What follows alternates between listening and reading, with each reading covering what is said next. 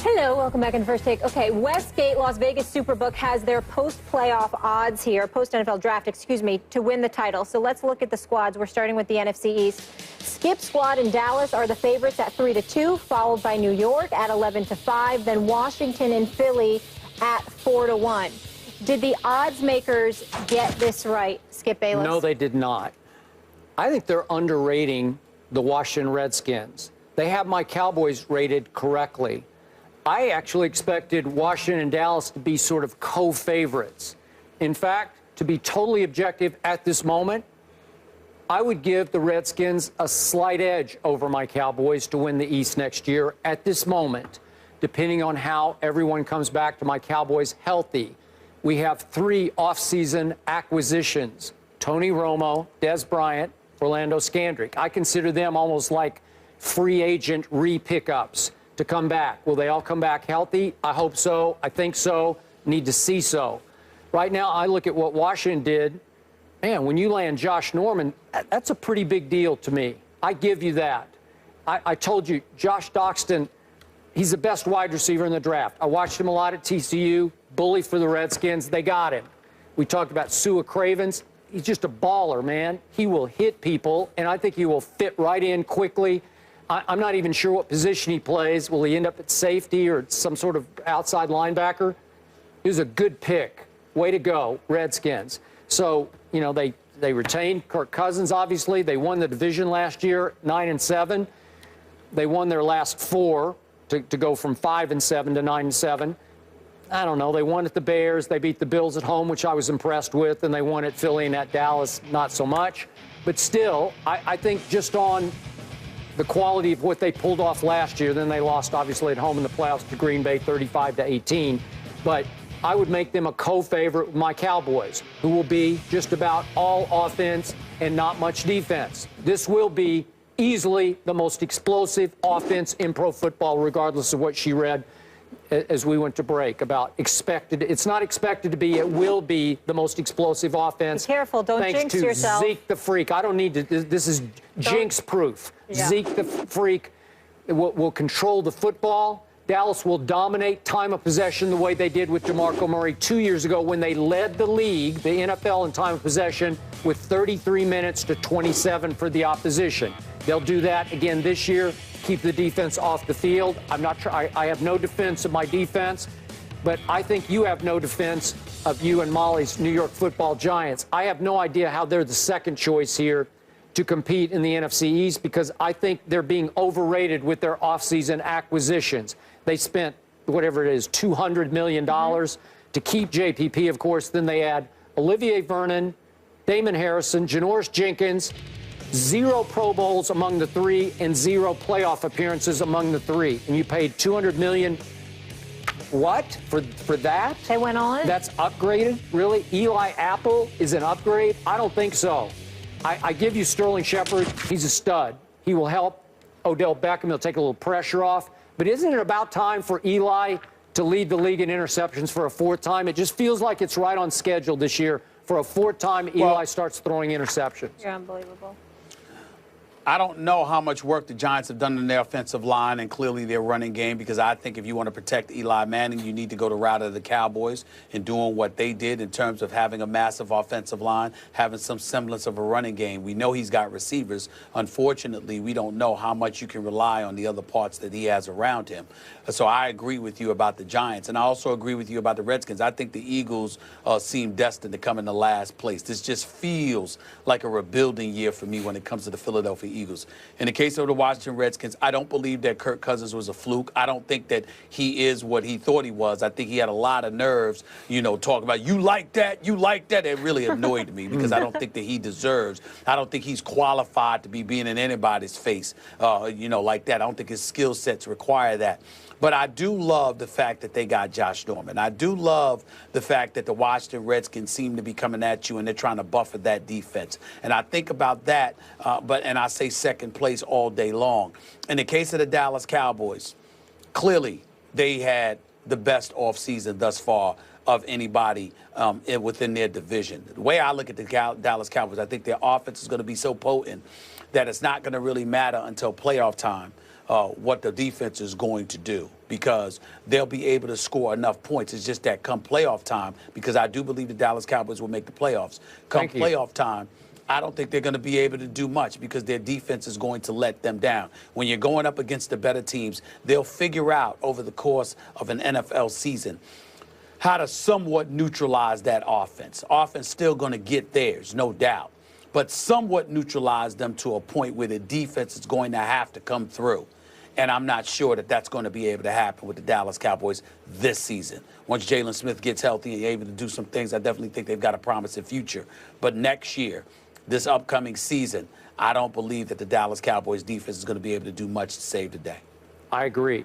So I must tell you, you can't see her right now, but Miss Molly's hot here sitting next to me because I have just ridiculed her Giants, and she's overprotective of her Giants, and that's okay. We also added a great safety and a great linebacker and a running back. Great linebacker? Yeah, that a lot of people are high on. Really? Yeah. Okay. Well, and also, at the end of the day, I could be wrong. At the end of the day, Skip, if you have Tony Romo, please answer this for me. You have Tony Romo, you have Eli Manning, you have Kirk Cousins. Who do you want in clutch situations at the quarterback position? Oh, Romo, easily. Really? Yeah. Oh, because you had 1 year that was okay? Yeah. All right. Remember what happened in the opener last year? Remember what Romo did to your Giants in the opener down the stretch? Yeah. Remember the last play to Witten to win the game when he was healthy? How'd that end for you? Well, he was healthy. Case closed, friends. Time to move on here. All right. No Curry, no problem. As the Warriors take the first 2 games against the Trailblazers, should Curry play in Game 3? The guys will tell you that after the break. So that was King James today, saying it would be great to face the Heat in the Eastern Conference Finals. Skip, your reaction? My reaction is, Stephen A., I believe LeBron would much prefer to play Toronto in the next playoff round. Obviously, much shorter flight. I think a slightly easier opponent on the court and a much less emotionally, psychologically stressful series off the court, so to speak, in that LeBron would have to go back to Miami and face that crowd, and he's been through it before, but this would be ratcheted up on the emotional scale. I was also curious, Stephen A., curious what you also would react to this, but LeBron said, and I've always wanted to play against Wade. He didn't call him D-Wade. He didn't call him Dwayne. He said Wade. Just seemed odd to me that he would call arguably his best friend in the world Wade, because I don't think Dwayne would say, I've always wanted to play against James in a playoff series. I don't know. I was just curious about that. I mean, it just hit me as odd. It's odd to me. I'm not reading anything into it. It's just odd. I would never say, I've always wanted to go against Smith. You know, like, I just wouldn't call you Smith. Yeah. I don't know. You're my brother from another mother, right? Okay, that's just me. But in the end, I'm sure they have kicked it around. I'm sure LeBron would in some ways enjoy going against Dwayne. But in the big picture, I think he would much prefer to go against Toronto. I don't think you know LeBron James, because LeBron James would definitely look forward to going up against the Miami Heat. From a fun perspective, his boy, he doesn't mind going up against them because they're basketball players. They're both champions, and as a result, you want, the best going up against the best to some degree. You certainly invite that level of epic competition. But where this takes on another plot, where the stakes are exponentially higher, is Pat Riley, because Pat Riley ain't joking. And Pat Riley ain't trying to be friends with competition.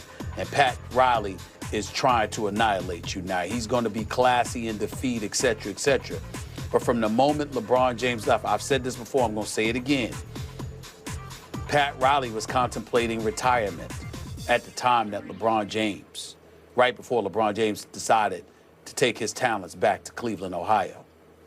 Pat Riley hasn't thought about retirement since the moment that LeBron James decided to leave. Because Riley believed and took that very, very personal. His stewardship of the Miami Heat franchise, the winner within, the champion that he is, et cetera, et cetera. And the players that he has stockpiled, and the brand of basketball that he has insisted upon being implemented. It's primarily to ultimately have this encounter. His team against LeBron James and his team. And Pat Riley has the mindset, don't judge him by 1 year. Judge him over the course of however many years LeBron's going to be in Cleveland, who's going to be the one that's more successful. And even though D. Wade is his own man, and D. Wade is not going to stop befriending LeBron James, in a perfect world, Pat Riley would have preferred that from the moment that Dwayne Wade left, which I explained to you. That was something that he and D. Wade had an encounter about. And D. Wade let Pat Riley know, look, I'm not that kind of brother. This is my brother. I love him. And I'm going to go at him on the basketball court, but off the court, we boys just deal with it. But to have that conversation, to have to make sure that point was made so emphatically, that means somebody was implying that you didn't need to be that way. And that person was Pat Riley. Pat Riley is about winning. Pat Riley is trying to win. Pat Riley is about not jumping ship, et cetera, et cetera.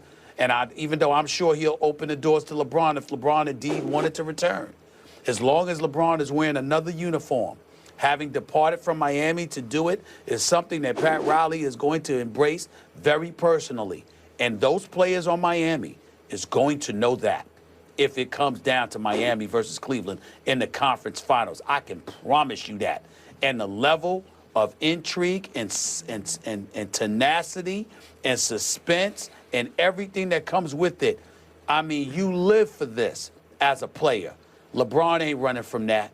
LeBron is going to embrace that challenge. I promise you that. Okay, he ain't going to run from that at all. But you're mostly looking at it from the Miami perspective. You just brought up LeBron. So you tell me, heart of hearts, would LeBron prefer, if he had his choice, Toronto or Miami? Miami. I completely disagree.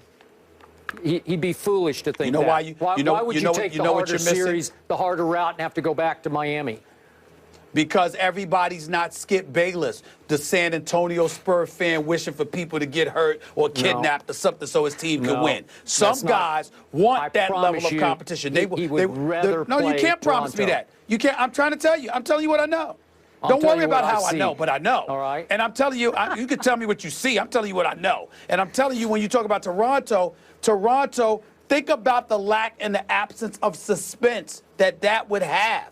Think about how much you would care about Toronto. You see, don't get me wrong, we respect them, love Dwayne Casey, but you ain't think, I mean, when you talk about, tell me right now as you sit in that chair, you're not thinking about, wow, Miami, that's me. Cleveland. You didn't ask me what I wanted. No. I want Miami, but that's what a player wants. No, but hold on, I'm telling you, that's what a player cares about too. They want to be where the action is.